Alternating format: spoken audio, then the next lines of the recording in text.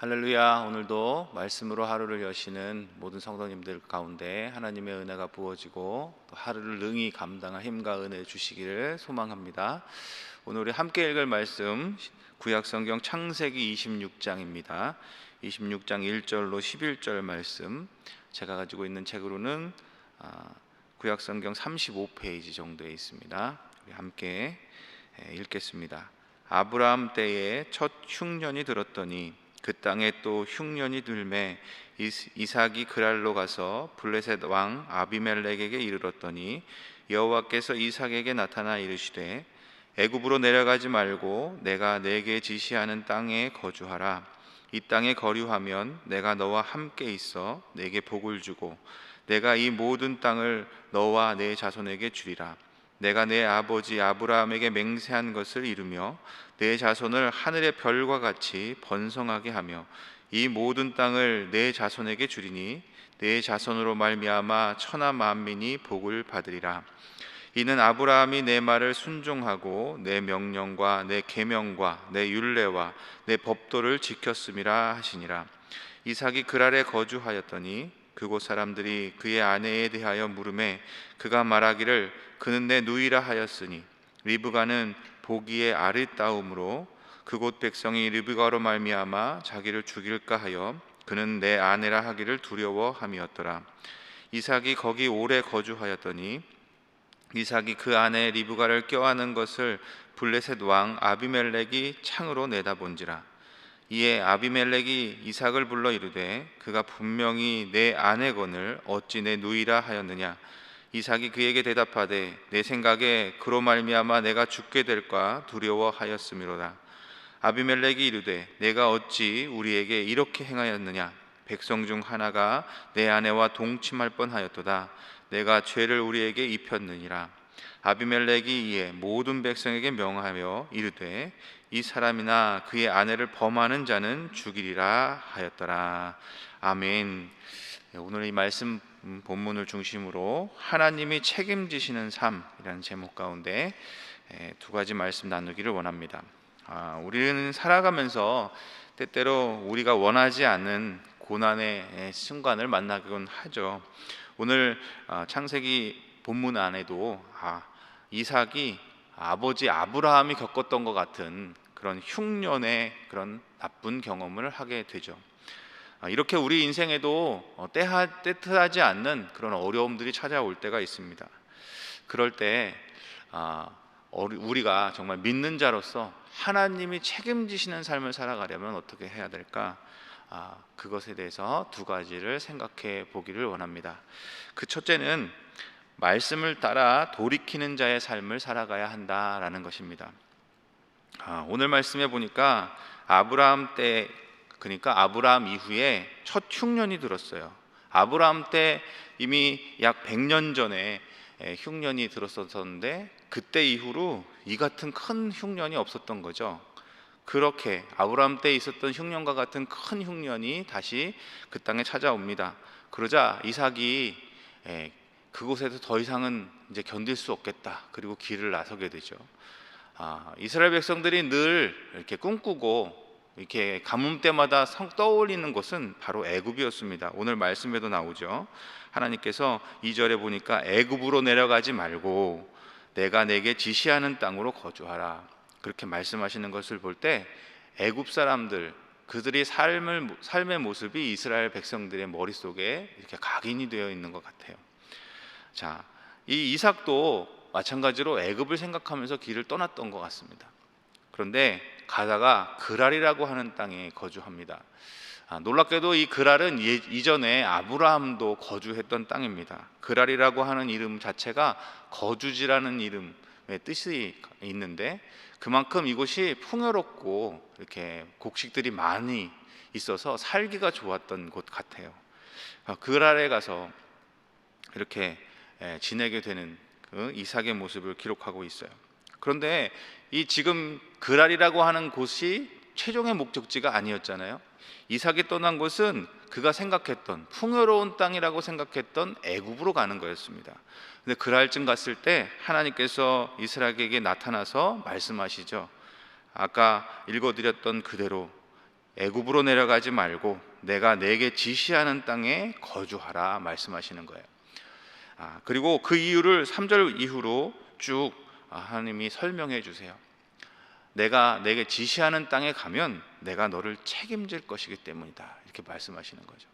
사랑하는 여러분, 우리도 어려움이 닥쳐올 때 먼저 하나님께 묻고 하나님의 말씀을 듣고 우리의 길을 돌이켜야 할 줄로 믿습니다. 하나님이 책임지시는 삶은 하나님이 말씀하시는 그곳에 있습니다. 우리가 생각하는 애굽에 있지 않고 하나님이 지시하는 땅, 하나님이 그렇게 함께 하시는 곳에 있음을 우리는 기억해야 할 줄로 믿습니다. 수많은 사람들이 자기의 생각대로 하나님이 움직여 주시기를 바라지만 하나님은 우리의 뜻대로 움직이시는 분이 아니라 오히려 우리가 하나님의 뜻대로 살아가야 할 존재라는 것을 우리는 기억해야 합니다. 어려움이 때에 내 생각과 다를지라도 내가 생각할 때는 여기가 아닌데 저기로 하나님이 가라고 하시는 그곳으로 가는 것은 내 생각엔 아닌데, 그럼에도 불구하고 말씀을 따라 돌이키는 자의 삶을 하나님은 책임져 주십니다. 하나님께서 지시하는 곳에 갔을 때 책임지시는 이야기들은 많이 나와요. 대표적인 것이 엘리야의 이야기를 소개해 드릴 수 있을 것 같아요. 엘리야를 통해서 하나님은 큰 일을 행하셨죠. 너무 많은 범죄를 범하였기에 오랫동안 비가 내리지 않도록 엘리야의 기도를 사용하셨어요. 비가 내리지 않자 모든 원망이 엘리야에게로 갑니다. 그래서 엘리야는 도망해야 했어요.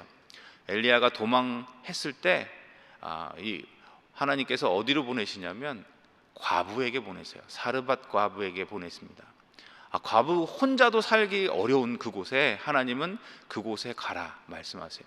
그 순종을 따라 갔을 때 거기서 놀라운 일을 경험하게 되고, 엘리야가 정말 하나님이 말씀하신 그대로 엘리야도 살고 그 과부의 가정도 살리시는, 그렇게 책임지시는 하나님의 모습을 우리는 성경을 통해서 보게 됩니다. 오늘 우리의 삶에도 마찬가지의 은혜가 기다리고 있습니다. 성경이 분명히 말합니다. 우리에게 구름같이 둘러싼 허다한 증인들이 있으니 모든 무거운 것과 얽매기 쉬운 죄를 벗어버리고 인내로써 우리 앞에 당한 경주를 하라. 우리에게 수없이 많은 이런 믿음의 경험을 한 선배들이 있다는 거예요. 그만큼 우리가 하나님 앞에 도전받는 이 길은 약속된 길이고 하나님이 책임지시는 길이라는 것입니다. 사랑하는 여러분, 누구의 삶을 책임지십니까?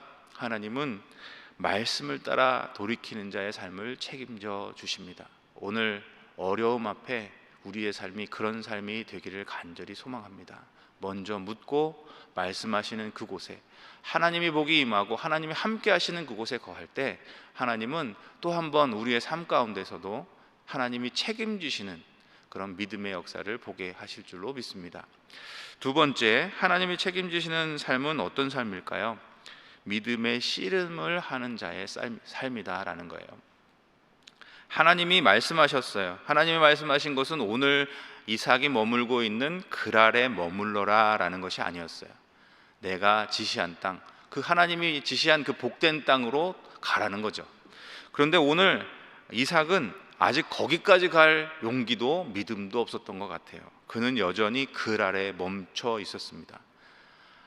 하나님은 근데 놀랍게도 그것만으로도 도우시고 또 그를 다시 일어나서 하나님이 지시하신 그 땅을 갈 수 있도록 하나님이 믿음을 든든히 세워주시는 것을 우리는 이후에 성경의 말씀을 통해서 보게 됩니다. 온전치 않더라도 괜찮다는 거예요. 믿음의 씨름을 할 때 하나님은 그 사람의 씨름하는 그 사람의 인생을 도우셔서 믿음의 길을 계속 걸어갈 수 있게 하시고, 하나님이 약속하신 하나님의 복을 누리는 그곳에, 하나님이 예배하신 그곳에 분명히 서게 하신다는 거예요. 오늘 말씀에 그랄은 사실은 아브라함도 멈춰버렸었던 땅이에요. 그랄에 거주했을 때 또 한 번 아브라함이 경험했던 것 같은 똑같은 경험을 이삭이 하게 됩니다. 아브라함도 여기서 멈췄었고 오늘 이삭도 여기서 멈췄었어요. 그러나 하나님은 동일한 역사로 이삭도 아브라함도 다시 길을 걸어갈 그런 작은 사건을 통해서 다시 길을 걸어갈 동기를 만들어 주셔요. 동기만 만들어 주시는 것이 아니에요. 단지 그가 생각했던 애굽으로 가는 그 생각을 내려놓고 말씀으로 돌이켰어요. 그렇게 작은 순종의 걸음, 내 생각을 내려놓고 하나님의 말씀을 붙잡는, 그렇게 믿음의 씨름을 하는 그 모습을 하나님은 도우셔서 이삭에게 놀라운 복을 부어주십니다. 내일 본문이지만 12절 13절을 보면 이런 기록이 있습니다. 이삭이 그 땅에서 농사하여 그 해에 100배나 얻었고 여호와께서 복을 주심으로 그 사람이 창대하고 왕성하여 마침내 거부가 되며. 하나님이 이루시는 일이에요. 온전하지 않아도 하나님 말씀을 따라 내 생각을 내려놓고 돌이켰을 때, 그렇게 믿음의 씨름을 하는 그 싸움을 하나님은 도우셔서 하나님은 그 길을, 믿음의 길을 온전한 곳까지 이르시기까지 도우신다는 것을 우리는 기억해야 할 줄로 믿습니다. 사랑하는 여러분, 오늘 우리에게도 동일한 은혜가 준비되어 있습니다. 어려움의 시간에 우리는 오늘 이 말씀을 기억할 수 있게 되어야 합니다. 어떤 삶이 하나님이 책임지시는 삶입니까? 내 생각이 아니라 그것에 내가 이해되지 않아도 말씀을 따라 돌이키는 자의 삶을 하나님은 책임져 주십니다. 온전하지 않아도 믿음의 씨름을 하는 그 사람, 하나님을 붙들고 어떻게 해서든지 말씀을 따라 한번 살아보려고 그렇게 몸부림치며 애쓸 그때에도 하나님은 우리를 도우셔서 하나님이 책임지시는 삶으로, 더 온전한 삶으로 하나님이 복이 임하게 되는 그런 온전한 곳으로 우리를 이동시켜 주시는 그 은혜 가운데 우리를 붙들어 주신다는 것을 우리는 기억해야 할 줄로 믿습니다. 오늘 우리의 삶이 그런 삶 되기를 원합니다. 또 오늘 하루의 삶도, 앞으로 모든 걸음을 걸어가는 우리 모든 믿음의 발걸음도 하나님이 책임지시는 삶으로 이끌림 받고 그것을 살아갈 수 있는, 그것을 누리며 살아가는 모든 성도님이 되시기를 주님의 이름으로 축원합니다. 기도하겠습니다. 사랑의 주님, 오늘 우리를 주의 자녀로 부르셔서 하나님 책임져 주십니다 말씀하시지만 오늘 우리는 여전히 또 어려움 앞에 우리의 생각을 앞세울 때가 있습니다. 하나님, 오늘 말씀을 통해 우리의 삶을 돌이키기를 원합니다. 내 생각과 다르지만 그리고 두렵지만 그 두려움에, 이해되지 않음에 우리의 믿음의 걸음이 포기되지 않도록 우리를 붙들어 주셔서 끝까지 말씀을 따라 살아가는 그런 삶을 살아가는 모두가 되게 하여 주시옵소서. 어떤 상황에서도 우리는 연약함의 뒤에 숨어서 믿음의 씨름을 포기하지 않기를 원합니다. 하나님, 그렇게 어떤 상황에서도 우리를 도우시는 하나님을 만나며 결국에 하나님이 우리에게 예비하신 그곳, 그 복된 곳, 하나님과 함께 하시는 그곳에 모두 서는 우리 모두가 될 수 있도록 우리 삶 가운데 역사하여 주옵소서. 그 길을 온전히 가기까지 오직 주님만을 바라고 주님만을 의지하며 하나님이 책임지시는 삶을 살아가며 하나님 온전히 주와 동행하는 우리 모두가 되게 하여 주시옵소서.